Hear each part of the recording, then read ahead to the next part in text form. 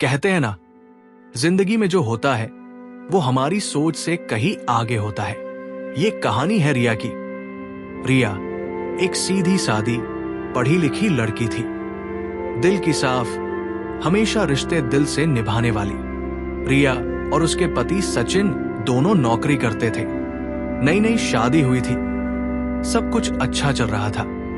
रिया की ननद रोज अपनी मां को फोन करती, घंटों बातें करती।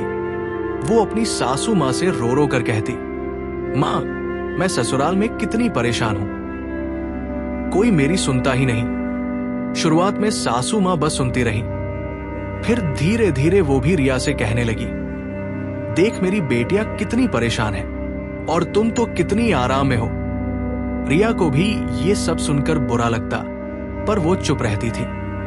फिर कुछ दिन बाद उसकी ननद ने अपनी मां से साफ कह दिया, मां, आप भाभी को बहुत ज्यादा छूट दे रही हो, यही वजह है कि भाभी सिर चढ़ गई है।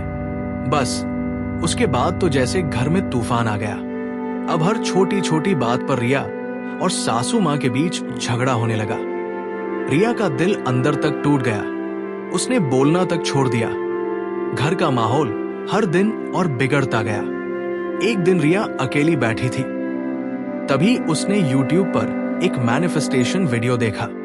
उसमें बताया गया था, अगर दिल से कुछ लिखो तो वो सच हो सकता है।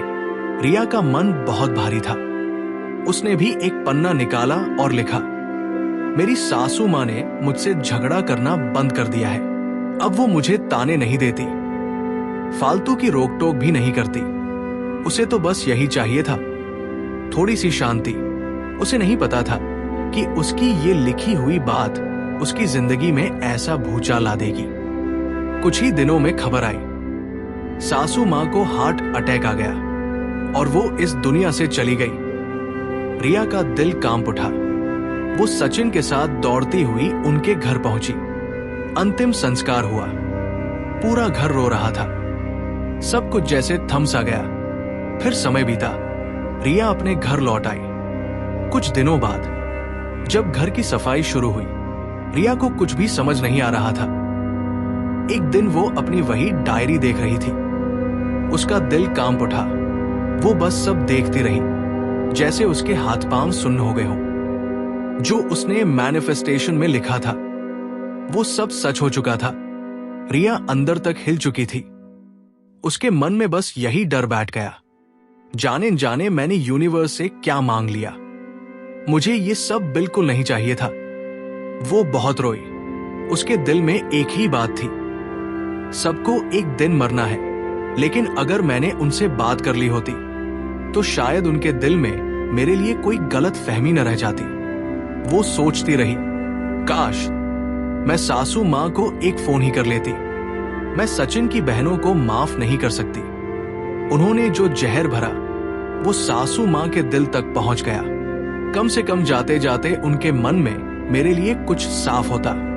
दोस्तों, ये सिर्फ रिया की कहानी नहीं है, ये उन सभी लड़कियों की कहानी है जो दिल से रिश्ते निभाती हैं, फिर भी इल्जामों में फंस जाती हैं। अब सवाल ये है, क्या ये सब वाकई मैनिफेस्टेशन से हुआ या ये सब बस एक इत्तेफाक था? आपका क्या मानना है? कमेंट में जरूर बताइए। अगर इस कहानी ने आपके दिल को छू लिया हो तो वीडियो को लाइक और शेयर जरूर कीजिए और हमारे चैनल बुक वर्सेस लाइफ सच्ची कहानियां दिल से को सब्सक्राइब करना मत भूलिए। बस अंत में एक बात, जब भी कोई इच्छा लिखो, शब्द बहुत सोच समझ कर चुनना, क्योंकि कभी कभी लिखी बातें सच में सच बन जाती है।